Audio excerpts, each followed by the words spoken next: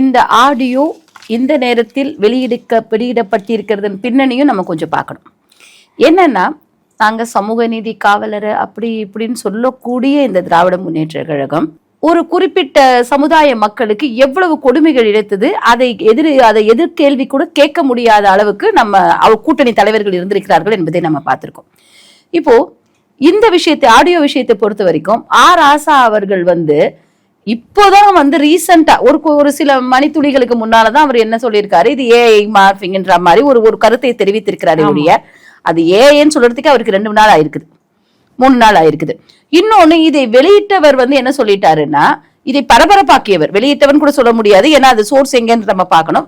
பரபரப்பாக்கி இந்த ஆடியோவை பரபரப்பாக்கியவர் என்ன சொல்லிட்டாருன்னா, இது என் மேல கேஸ் போடுங்க அப்படின்னு ஒரு தைரியமா பயங்கரமா ஒரு சவால் விடுறாரு. என்ன அர்த்தம்னா, இது பொய் இல்லைன்றது ஒரு தெளிவான ஏன்னா ஒரு சோர்ஸ் இல்லாம அவரால் பேச முடியாது, அதனால அவர் தெளிவா பயங்கரமா ஒரு குரல் கொடுக்கிறாரு.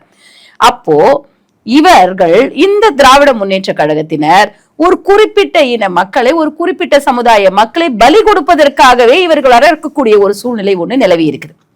சோ அதை தான் ராசாவுடைய புலம்பல் அதுல வெளியிடுது.